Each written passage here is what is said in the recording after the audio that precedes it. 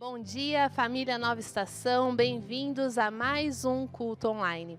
A palavra de Deus diz no Salmo 122:1: Alegrei-me quando me disseram, vamos à casa do Senhor. Eu sei que hoje você está aí na sua casa, mas eu quero te convidar aí mesmo, onde você está na sua casa, a adorar, a louvar a Deus e a se conectar com aquele que é o nosso Deus, o nosso Pai, o nosso Criador. Quero orar com você, Senhor Deus, obrigado. Obrigado por cada pessoa que está assistindo a este culto online. Que em nome de Jesus todos possam ser abençoados, tocados poderosamente pelo Senhor, em nome de Jesus. Amém. Queridos, este é um momento importante, quando nós demonstraremos diante do nosso Deus um coração generoso e um coração fiel. Para isso, quero ler-lhes um texto lá de 1 Reis 17, a partir do versículo 8, é o texto que fala da viúva de Sarepta. Diz o seguinte, o texto: Então veio-lhe a palavra do Senhor, dizendo, levanta-te, vai viver em Sarepta, no território de Sidom. Ordenei ali a uma viúva que te sustente. Ele partiu para Sarepta, e quando chegou à entrada da cidade, estava ali uma viúva apanhando lenha. Ele a chamou e lhe disse, traze-me, por favor, uma vasilha com um pouco de água para eu beber. Quando ela saiu para buscá-la, ele a chamou e lhe disse, traze-me também um pedaço de pão. Ela, porém, respondeu, tão certo como vive o Senhor teu Deus, não tenho pão nenhum, mas apenas um punhado de farinha na vasilha e um pouco de azeite na botija. Estou apanhando 2 gravetos para ir prepará-lo para mim e para meu filho. Nós o comeremos e depois morreremos. Então Elias lhe disse, não temas, vai, faze como disseste, mas primeiro faze para mim um bolo pequeno e traze-o aqui. Depois o farás para ti e para teu filho. Pois assim diz o Senhor teu Deus, o Deus de Israel, a farinha da vasilha não acabará e o azeite da botija não faltará até o dia em que o Senhor fizer chover sobre a terra. Ela foi e fez conforme a palavra de Elias. Assim ela e sua família comeram durante muitos dias. A farinha da vasilha não se acabou e não faltou azeite na botija, conforme a palavra do Senhor que ele falara por intermédio de Elias. Esse texto é um texto maravilhoso, que lança um desafio a uma mulher desesperada que não tinha sequer o que comer. E a promessa, através do profeta Elias, é de que Deus a sustentaria. Então esse texto nos desafia primeiro a confiarmos no Senhor, colocarmos a nossa vida inteiramente em suas mãos, abrirmos mãos daqueles recursos que nós achamos que são nossos, mas que são de Deus, e a partir daí depositá-lo confiantemente no altar do Senhor, crendo que o mais Ele fará. A Bíblia diz, entrega teu caminho, Senhor, confia nele e o mais Ele fará. Ou seja, seja uma pessoa que confia plenamente no Senhor, independentemente das circunstâncias. Então eu desafio você a fazer como esta viúva de Sarepta. Uma mulher necessitada, uma mulher que não tinha mais o que comer, uma mulher que diz, olha, nós vamos fazer um pouco de pão e aí vamos morrer. Mas ela confiou, entregou, e o resultado foi o quanto ela foi abençoada. O azeite da botija não se acabou. E comeu ela, o filho e toda a sua família, porque havia a abundância do Senhor ali.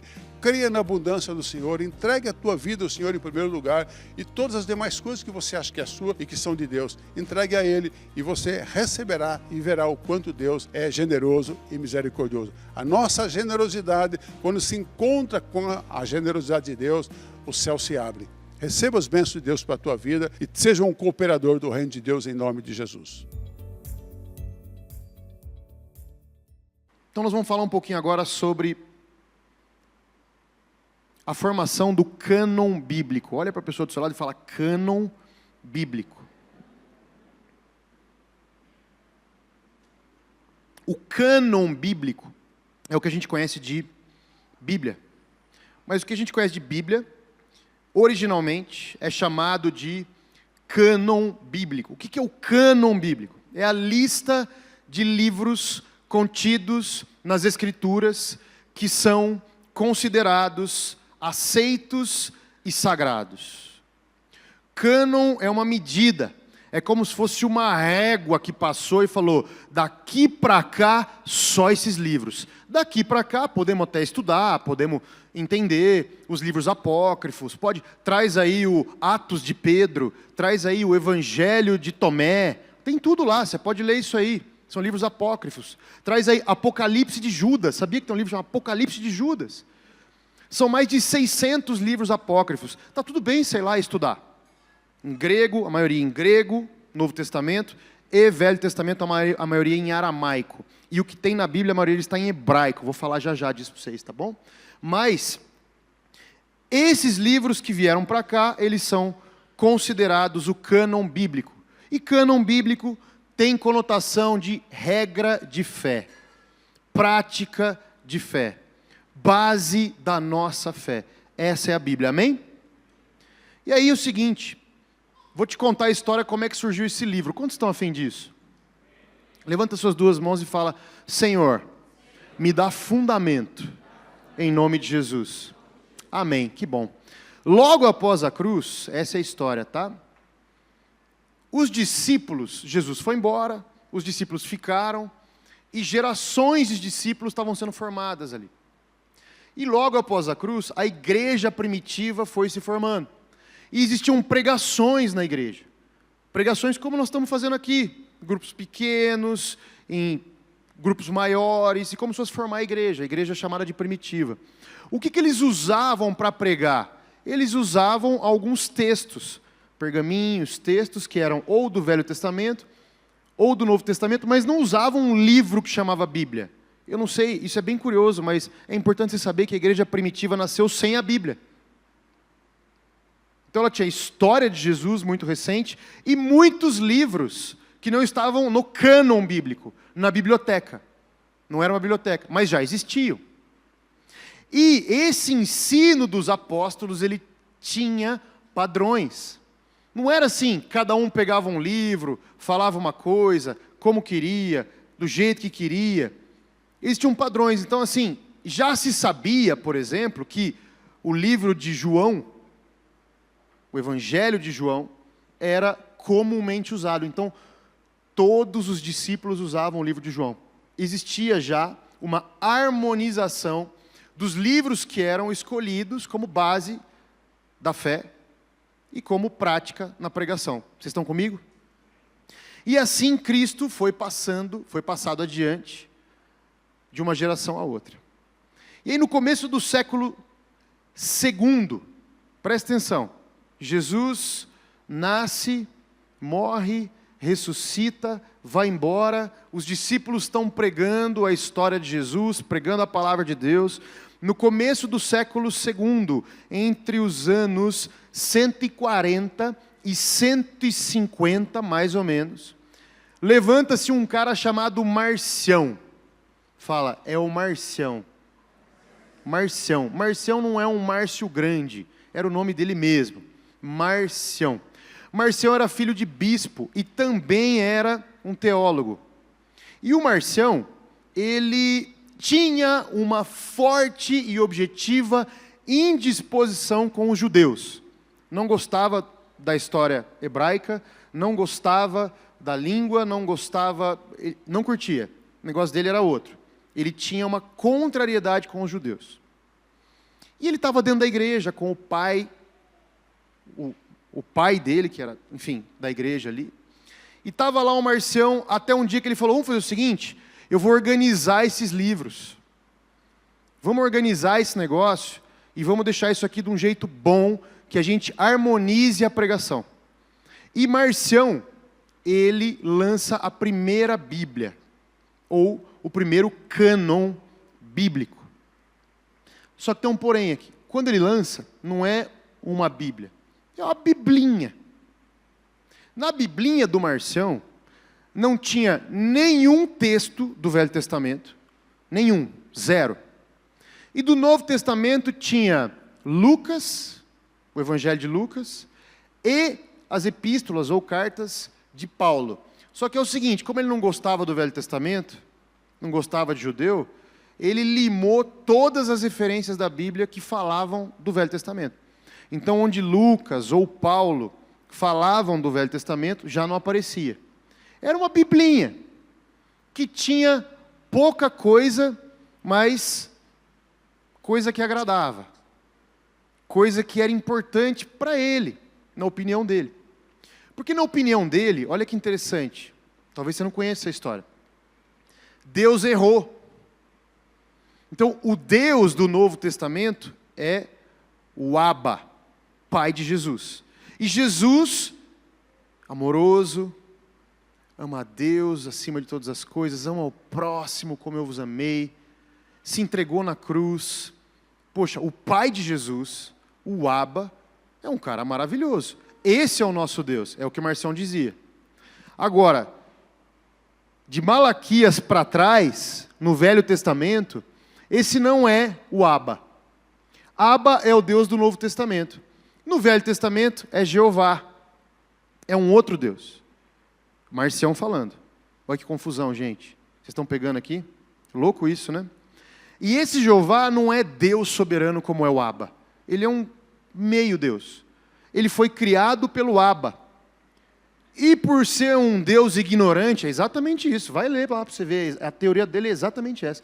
E por ser um Deus ignorante, talvez por erro, por ignorância, esse Jeová colocou o ser humano na terra e castigou o ser humano, e matou criança, e permitiu guerra, e coisa do tipo. Então, ele divide o nosso Deus soberano, o que era, o que é e o que há de vir, o único, que é o Deus de toda a narrativa bíblica, em dois deuses que não existem. Que Jeová e Abba são o nosso mesmo Deus. Você entende isso? E aí ele definiu o seguinte. Está aqui, essa é a lista de livros sagrados. É a partir disso aqui que a gente vai pregar. E a partir de agora, chega de Velho Testamento, chega de correção, chega de maldade, porque o Jeová que é ruim, barbeiro, ignorante, ele não vai mais falar dentro da igreja. Só o Abba. Então, o que ele define? Que a história de Israel e a história do cristianismo, elas estão desassociadas. E que o cristianismo não é a continuidade de Deus, a continuidade da história de Deus, mas é uma nova história que veio do céu. Vocês estão entendendo isso? E aí a igreja, vocês estão gostando da história? A igreja, ela reage a isso. E em reação a essa história que eu estou contando para vocês, a igreja fala o seguinte: olha, vamos ter que negar publicamente a lista de Marcião e vamos ter que definir qual de fato é o cânon bíblico, que não é esse do Marcião, porque ele tirou livros que são incontestes, são livros escritos por discípulos, apóstolos direto de Jesus, são livros da história judaica, hebraica, são livros que nos trouxeram até aqui, e a gente vai ter que revisar esse negócio. Então, eles vão a público e diz o seguinte: a fé cristã é, de fato, a consumação de Israel, e não uma repentina aparição do céu. Então, entre os cristãos do século II, ali quando o Marcião está lá fazendo essa bagunça, entre 140 e 150, existe uma unidade em resposta a essa heresia que está sendo feita com a Bíblia. E aí, se escolhem os livros, a partir de quais critérios? São 3 critérios. Primeiro, livros que foram escritos por apóstolos ou pessoas que estão primariamente ligadas a Jesus ou os apóstolos e que provam o ministério de Jesus. Ok? O segundo critério, eles têm que concordar em elementos fundamentais de fé. Salvação, ceia, etc. E o terceiro elemento, provam as doutrinas da igreja primitiva, que a gente não está falando de igreja católica, tá bom? Da igreja primitiva. E aos poucos, você vai ver que aos poucos mesmo, rolou um acerto, uma harmonização disso. E 200 anos depois que começou essa conversa, para a formação do cânon bíblico oficial, vamos chamar assim, lá em 367 depois de Cristo, o nome do cara é Atanásio de Alexandria, ele entrega a primeira lista e definitiva dos 66 livros que são aceitos como sagrados e chamados de cânon bíblico. Então, levou 200 anos para a Bíblia nascer depois de Marcião, como regra de fé e prática. Fala, uau! E como é que ficou a Bíblia? A Bíblia ficou exatamente assim, ó, 66 livros, que são esses livros que estão na sua Bíblia e na minha Bíblia, atuais. Tá? Para você ter uma curiosidade só, a Bíblia católica ela tem 7 livros a mais, todos no Velho Testamento. O Novo Testamento é igualzinho o protestante, beleza? Isso é só uma curiosidade. 66 livros, sendo 27 no Novo Testamento. Esses do Novo Testamento passaram por esse processo. Marcião, Concílio, Atanásio de Alexandria, 367 depois de Cristo. Esse é o Novo Testamento. E o Velho Testamento, que são 39 livros, os cristãos da igreja primitiva aceitaram 100% o cânon bíblico hebraico, que é o livro hebraico chamado Taná. A soma do Velho Testamento, que é o Taná, mais o Novo Testamento, de Atanásio de Alexandria, forma o cânon bíblico, a Bíblia protestante que eu e você temos na mão hoje. Certo?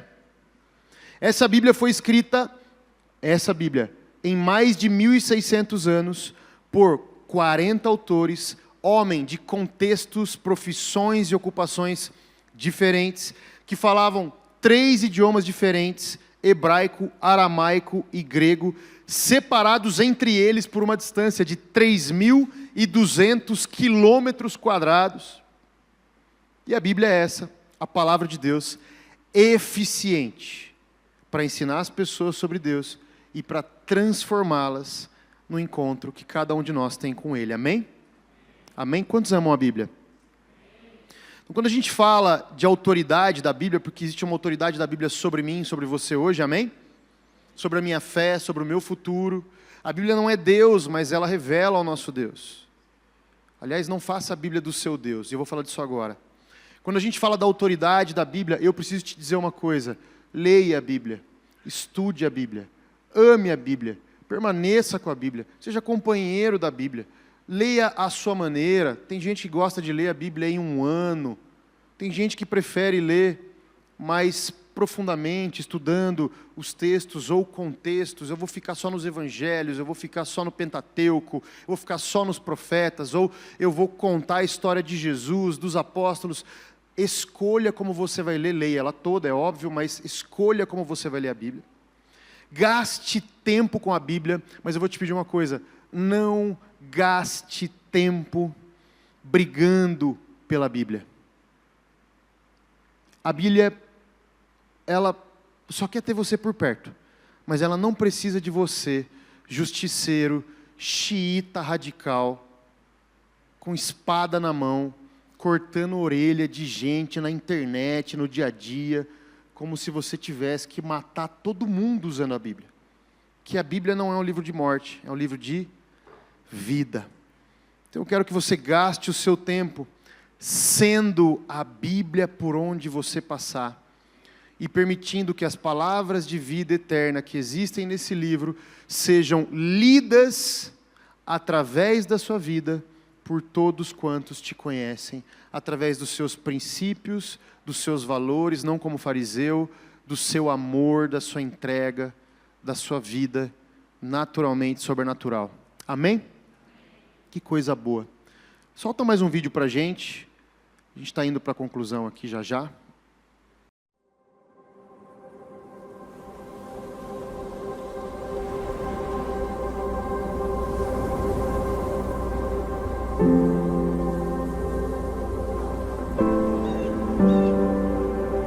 A Bíblia não é uma série de histórias desconectadas. Ela é uma única narrativa na qual cada história, cada personagem, aponta para além de si, para alguém maior. A história de Adão e Eva não trata apenas do primeiro homem e mulher. Há um Adão melhor e verdadeiro, que passou no teste do jardim e cuja obediência é atribuída a nós. Há um Abel melhor e verdadeiro, assassinado sem ter culpa, cujo sangue clama não pela nossa condenação, mas por nossa absolvição. Há um Abraão melhor e verdadeiro, que atendeu ao chamado de Deus para deixar seu lar e todo conforto, partindo ao vazio e ali criando um novo povo de Deus. Há um Isaac melhor e verdadeiro, filho da graça e da promessa que não foi apenas oferecido por seu pai sobre o monte, mas de fato sacrificado por todos nós. Há um Jacó melhor e verdadeiro, que lutou e recebeu o golpe do castigo que cabia a nós, a fim de que, como Jacó, só recebêssemos a ferida da graça, que nos desperta e nos disciplina. Há um José melhor e verdadeiro, que estando à direita do rei, perdoa aqueles que o traíram e o venderam, usando seu novo poder para salvá-los. Há um Moisés melhor e verdadeiro, que se põe no abismo entre o povo e o Senhor, mediando uma nova aliança. Há uma rocha de Meribá melhor e verdadeira, ferida pela vara da justiça de Deus, que agora nos dá água no deserto. Há um Jó melhor e verdadeiro, alguém que conhece o sofrimento injusto e que intercede e salva seus tolos amigos. Há um Davi melhor e verdadeiro, cuja vitória se torna a vitória de seu povo, ainda que eles mesmos não tenham levantado uma pedra sequer para conseguir isso. Há alguém melhor e verdadeiro que, como Esther, não arriscou apenas perder um palácio terreno, mas abriu mão do trono celestial. E não apenas arriscou sua vida, como a deu por completo para salvar seu povo. Há um Jonas melhor e verdadeiro, que foi lançado à tempestade a fim de que dela nós fôssemos resgatados. Há um Cordeiro da Páscoa melhor e verdadeiro, inocente, perfeito, que se deixou ser morto para que o anjo da morte não atentasse contra nós. Ele é o verdadeiro templo, o verdadeiro profeta, o verdadeiro sacerdote, o verdadeiro rei, o verdadeiro sacrifício, a verdadeira luz e o verdadeiro pão. A Bíblia não é uma série de histórias desconectadas. Ela é uma única narrativa que aponta para uma única pessoa: Jesus.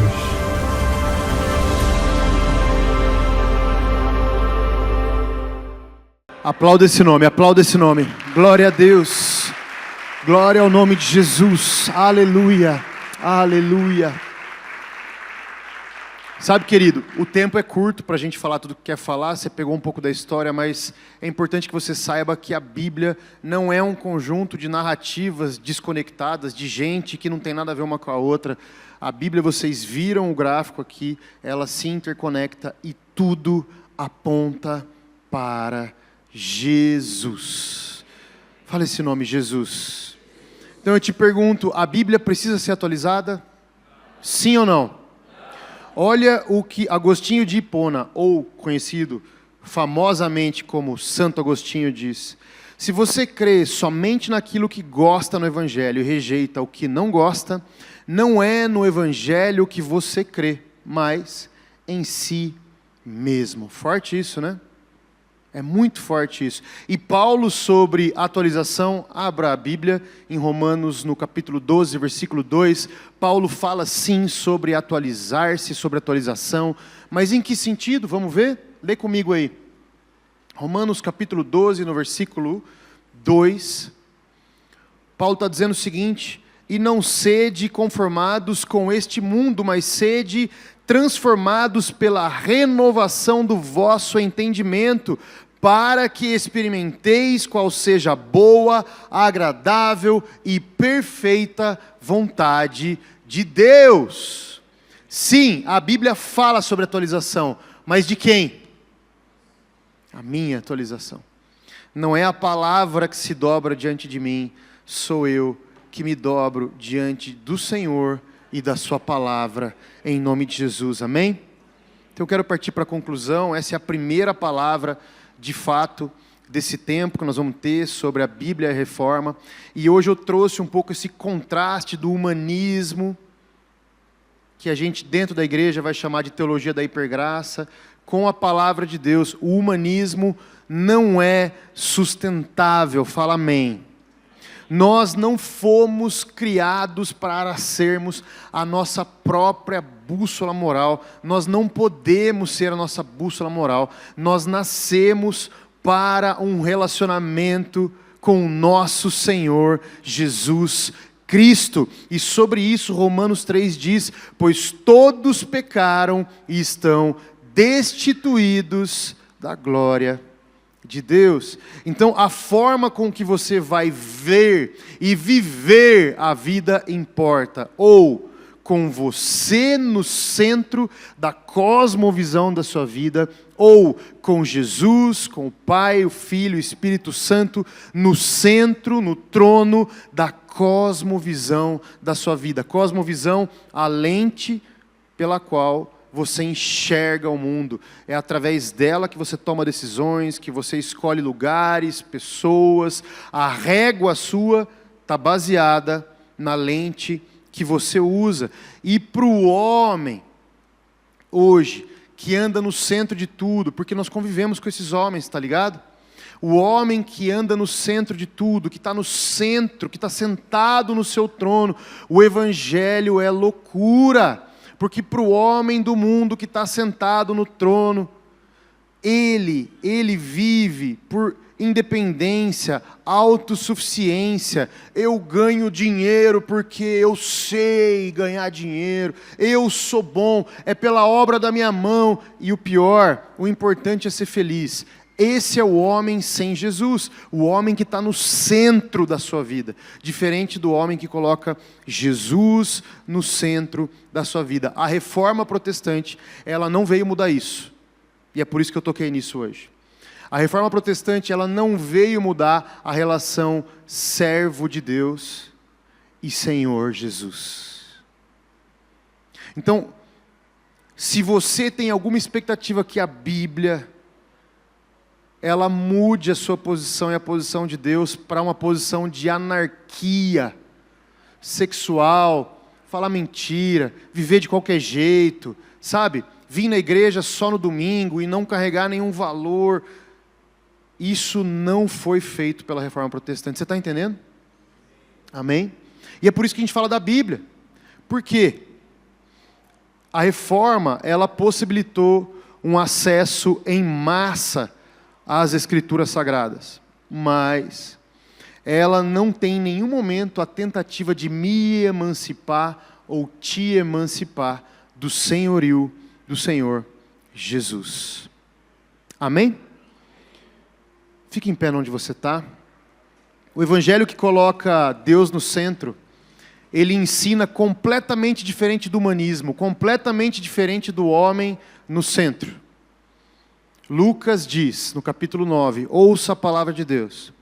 Jesus dizia a todos: se alguém quiser acompanhar-me, negue-se a si mesmo. Tome diariamente a sua cruz e siga-me. Pois quem quiser salvar a sua vida, a perderá. Mas quem perder a vida por minha causa, este a salvará.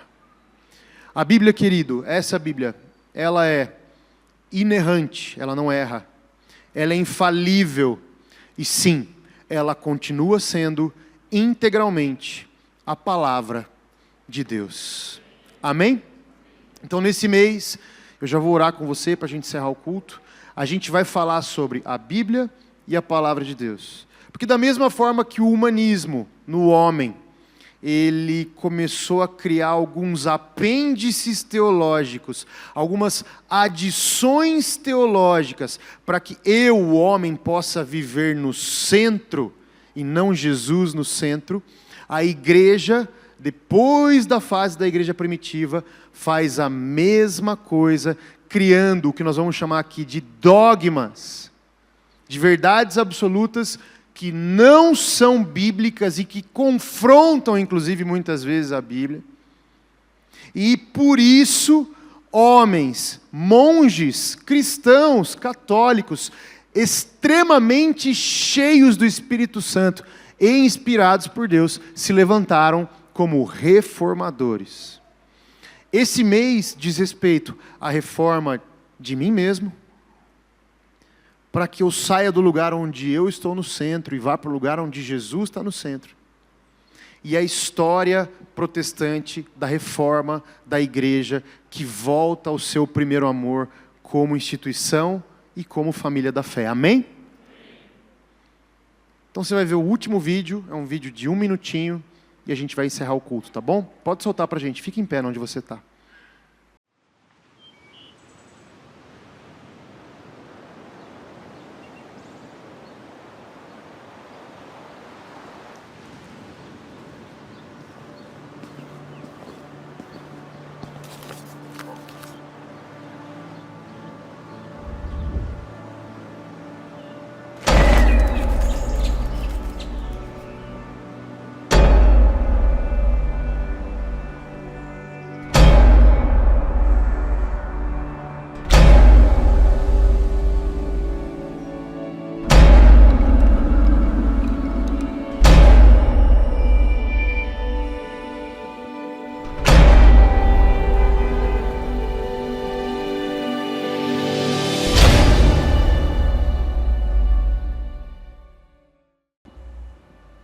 Glória a Deus. Essa é a nossa série, amém? Essa é a nossa série. Então, a partir da próxima semana, nós temos 3 domingos, você não pode perder, porque é uma sequência. Domingo próximo, a história da Reforma Protestante. Por que ela aconteceu? Como ela se deu? Quem é o tal do Martinho Lutero? O que são essas marteladas aqui? 95 teses? Como assim? No outro domingo, o legado prático na sociedade, não só como igreja, mas em todas as esferas da sociedade da Reforma Protestante e as 5 solas que vocês viram aqui. E por último, para a gente encerrar, reforme-se. A gente vai tratar da reforma em nós. Vamos orar para a gente encerrar? Será que baseado nessa presença de Deus e nessa convicção da nossa fé, você pode levar suas 2 mãos aos céus e pedir reforma e avivamento sobre a sua vida? Eu gostaria de ouvir a sua voz, enquanto você intensamente busca reforma e avivamento sobre a sua própria vida. Vai. Pede para que a palavra de Deus se torne verdade em cada célula, em cada segundo, em cada momento, em cada lugar que você tiver. Vai.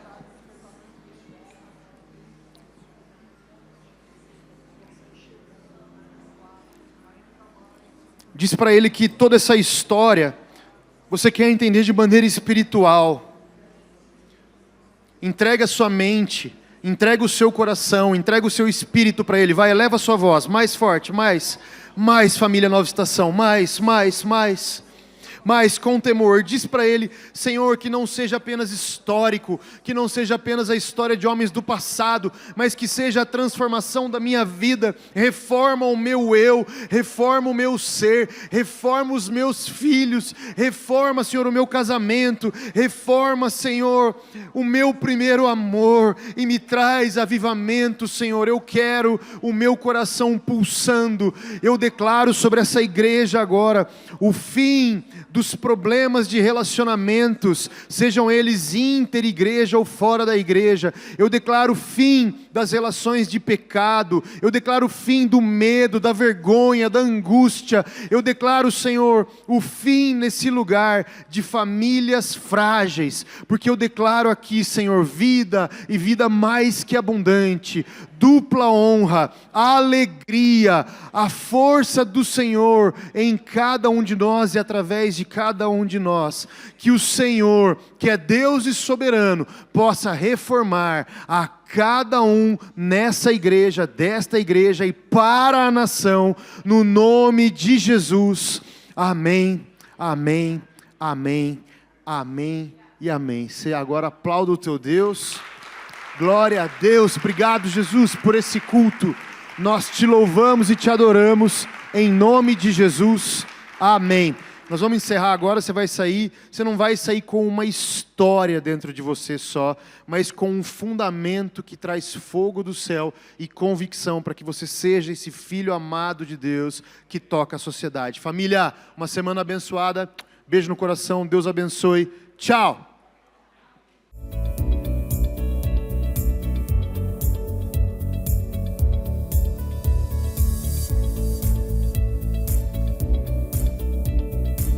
Família, que bom que nós pudemos estar juntos em mais esse tempo. Esse culto, que é um culto online, é mais espiritual do que você possa imaginar. Eu tenho convicção que a sua vida recebeu transformação e poder do céu e da palavra de Deus nessa manhã. Mas essa experiência online pode seguir, pode ser mais profunda na minha e na sua vida. Por isso eu quero te convidar, existe aqui um QR Code na tela, se você puder apontar o seu celular agora para a tela, você vai ser direcionado para a área do site da Nova Estação, onde nós temos todas as informações sobre as nossas células. A Nova Estação se reúne semanalmente através de células e tem uma característica muito legal nas células, que elas são presenciais e também online. Por isso, não importa aonde você esteja, eu quero te convidar para estar conosco, ser família conosco, aonde você estiver, para que você possa ser transformado e receber a melhor versão que Deus tem para você na sua vida. Que você tenha uma semana abençoada, em nome de Jesus. Tchau, até mais!